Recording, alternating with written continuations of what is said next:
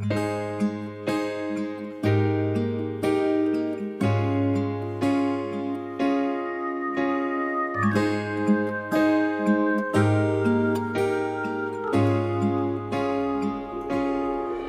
땅의 주인 되신 주님이 내 이름 아시며 사랑만 돌보네.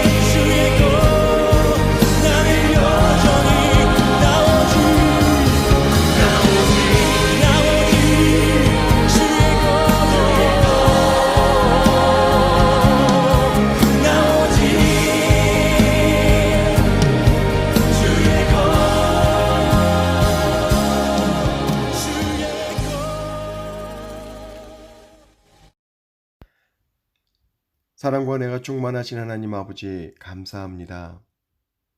어느 해보다도 힘들고 어려운 시기를 보내는 시간들 속에서도 저희를 지키시고 보호해 주신 하나님의 은혜에 감사드립니다.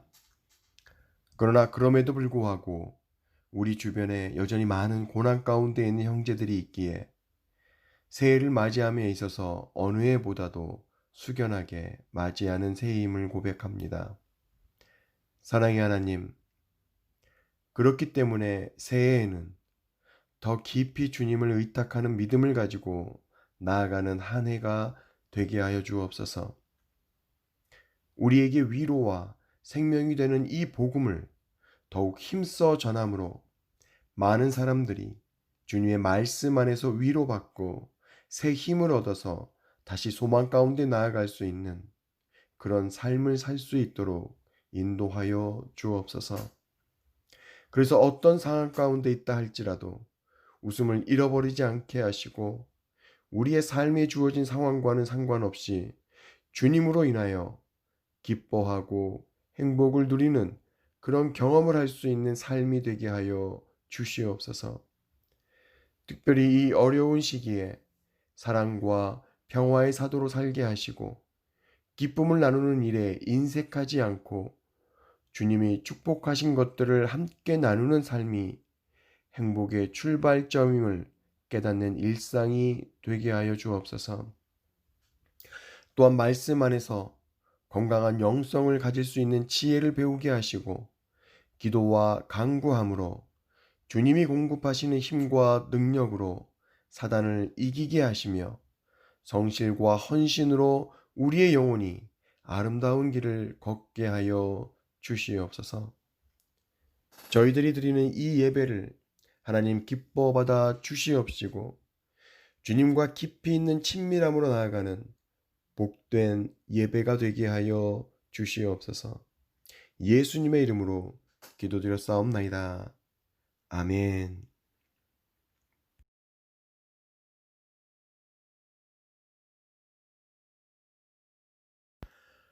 그러므로 누구든지 그리스도 안에 있으면 새로운 창조입니다. 이전 것들은 지나갔고 보십시오. 새 것들이 와 있습니다. 이 모든 것은 하나님께로부터 왔습니다. 하나님께서는 그리스도를 통해 우리를 자신과 화목시키시고 또한 우리에게 화목의 직분을 맡기셨습니다. 하나님께서는 그리스도 안에서 이 세상을 하나님 자신과 화목하게 하셨으며 사람들의 죄를 묻지 않으셨습니다. 그리고 하나님께서는 우리에게 화목해 하는 말씀을 맡기셨습니다. 그러므로 우리는 그리스도를 대신하여 일하는 대사입니다. 하나님께서는 우리를 시켜 여러분을 권하십니다. 이제 그리스도를 대신하여 여러분에게 권합니다. 하나님과 화목하십시오. 하나님께서 죄를 알지도 못하신 그리스도를 우리를 위해 죄가 있게 하신 것은 그리스도 안에서 우리로 하여금 하나님의 의가 되게 하기 위해서였습니다. 아멘. 고린도후서 5장 17절로 21절의 말씀을 가지고 새로운 피조물의 조건과 의무라는 제목으로 함께 은혜를 나누고자 합니다. 새해 첫 주를 맞이하는 지금 여러분은 어떤 마음으로 새로운 새해를 이 2021년을 맞이하고 계십니까? 우리는 새해 복 많이 받으세요. 새해 더 건강하세요. 새해 부자 되세요. 이러저러한 덕담을 나누면서 새해를 시작하였는데 정말로 우리가 신경 써서 계획을 세워야 하고 또 나누어야 할 것은 나 자신의 자기 개발도 아니고 다른 사람에게 안부를 전함으로 쌓아야 하는 그런 인간 관계도 아닌 먼저 하나님과의 관계를 우선적으로 살펴봐야 할 것입니다. TV 프로그램 중에 육아에 대한 솔루션을 제공하는 프로그램이 있습니다. 어떤 비정상적인 행동을 보이는 아이 때문에 고민하는 그 부모에게 그 자녀의 문제를 해결해주는 예능 프로그램입니다. 그것을 보다 보면 세상에는 문제의 부모는 있어도 문제의 아는 없다 그 말처럼 모든 문제의 근본 원인은 부모에게 있었고 문제 해결의 열쇠 역시 부모에게 있었음을 알 수 있었습니다. 결국 아이는 그 자녀들은 부모님의 일관된 태도와 변함없는 사랑 때문에 그 자녀가 변화되었고 그 자녀는 부모와의 관계가 회복되었고 그래서 문제의 해결의 희망을 찾게 된 것을 볼 수 있습니다. 혹시 우리 삶에 문제가 있습니까?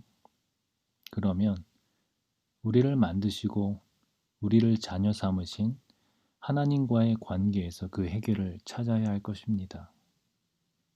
내 인생에 있어서의 문제는 내가 뭘 잘못해서 내 운명이 내 타고난 팔자가 그래서가 아니라 하나님과의 관계가 지금 어떠한지 나를 부르시는 하나님의 음성이 어떠한지 내가 하나님에 대해 오해하고 있는 것은 아닌지 하나님의 뜻에 반대되는 삶을 사는지 살펴봐야 할 것입니다. 하나님과 관계를 맺을 수 있는 방법이 뭘까요? 예배드리고 기도하고 찬송하고 말씀 보는 것 모두가 해당할 것입니다. 하지만 여기서 먼저 우리가 반드시 기억해야 할 것이 있는데 그것은 우리는 모두 죄인이라는 사실입니다. 나이가 적든 많든 남자든 여자든 할 것 없이 아담의 범죄함으로 인해 우리 모두 하나님 앞에서 죄인입니다. 그래서 우리는 그 어떤 노력으로도 하나님과의 좋은 관계를 맺을 수 없습니다. 사람의 죄 때문에 하나님과의 관계가 멀어졌습니다.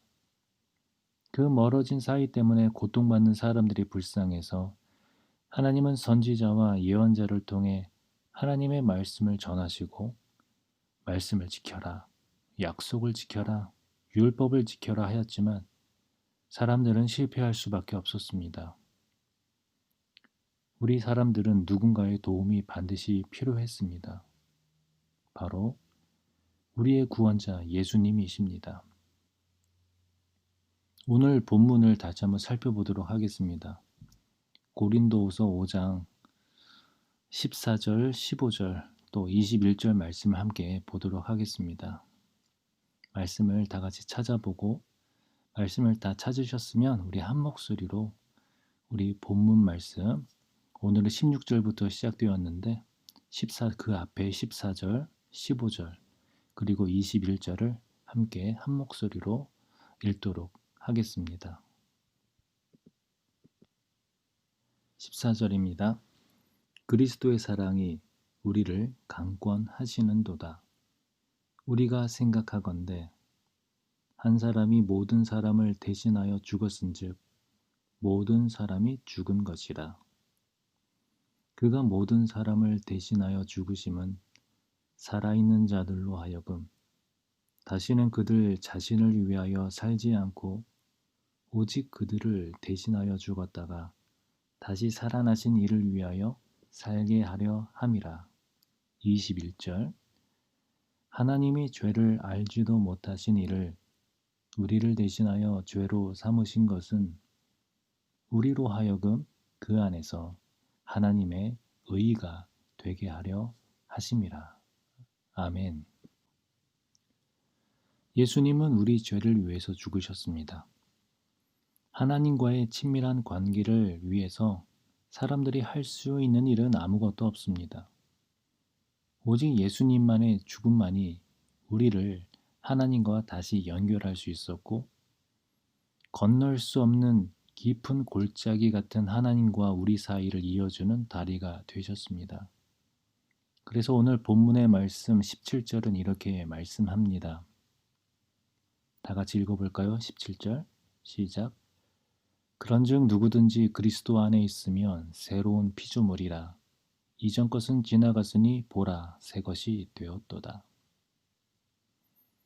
나를 구원하시고자 나의 죄를 대신하여 죽으신 예수님을 믿는 믿음, 그 안에 있으면 새로운 피조물이 되었고 새 것이 됩니다. 새해 들어와서 첫 번째로 드리는 예배라는 것이 우리에게 특별한 의미로 다가옵니다. 매주 드리는 예배지만 2021년 새해를 맞아서 첫 번째 드리는 예배이기 때문에 뭔가 새로운 다짐과 결심을 해야 할 것 같은 마음이 듭니다. 하지만 우리가 스스로 내가 원한다고 새롭게 될 수 있는 것은 아닙니다. 나 다시 태어날래 하며 절규했던 어느 영화의 주인공처럼 우린 다시 태어날래도 태어날 수 없는 존재입니다. 어떤 문제를 풀다가 틀렸으면 다시 처음부터 풀어나갈 수 없는 것이 우리 인생의 법칙입니다. 한번 쏟은 물은 다시 주워 담을 수 없는 것도 우리 인생입니다. 게임 캐릭터처럼 잘못 키웠다고 느껴지면 리셋하거나 지울 수 없는 게 우리의 삶입니다. 그러기에 우리의 선택이 잘못되었다고 후회하고 변명해도 다시 돌이킬 수가 없습니다. 그런데 오늘 본문은 새로운 피조물이 될 수 있다, 새 것이 될 수 있다 라고 말합니다. 어떻게 하면 새롭게 될 수 있을까요? 어떻게 하면 새 것이 될 수 있을까요? 부끄러웠던 지난 날을 지우고 싶은 과거를 뒤로 하고 어떻게 하면 새롭게 될 수 있을까요?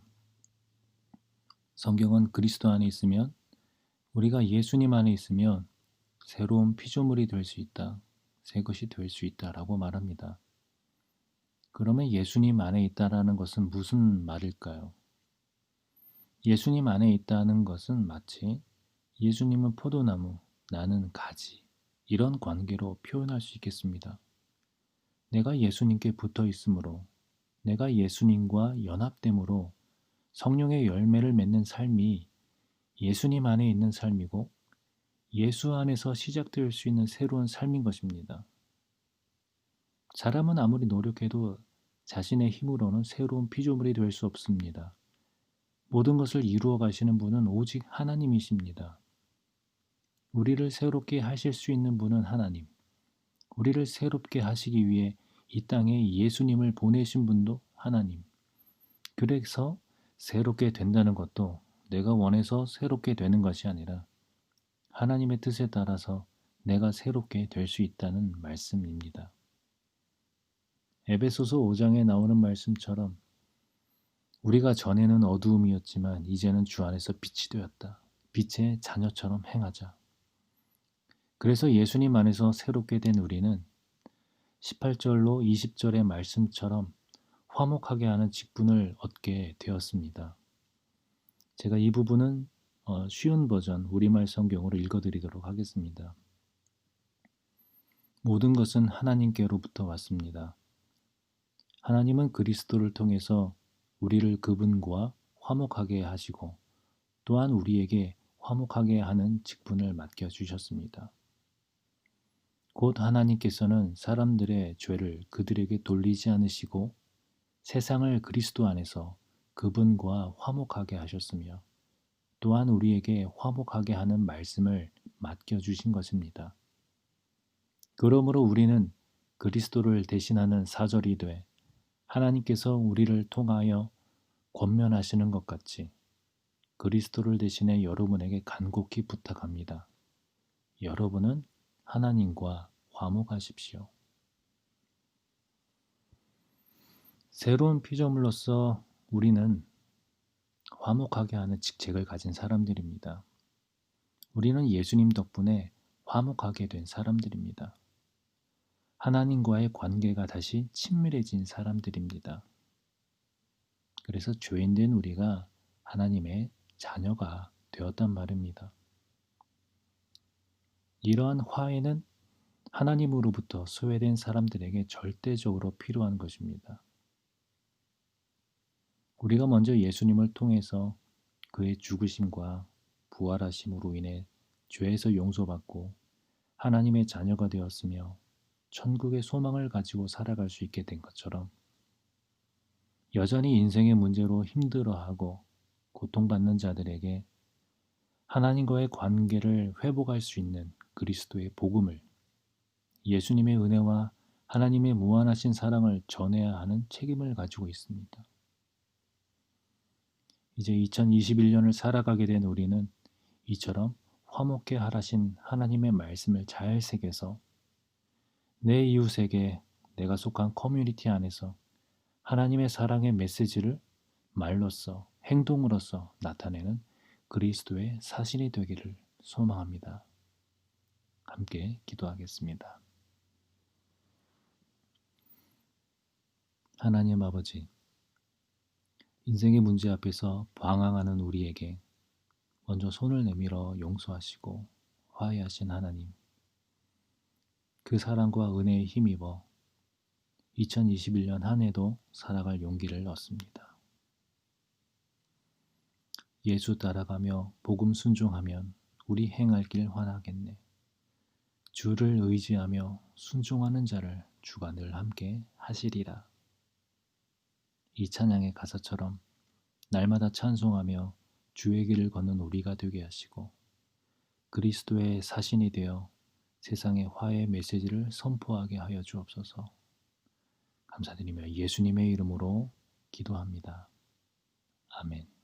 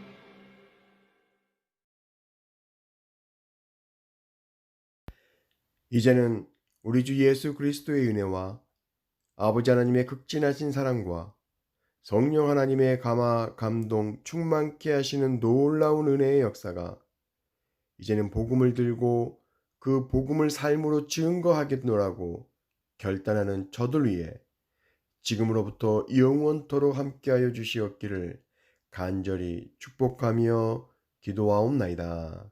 아멘.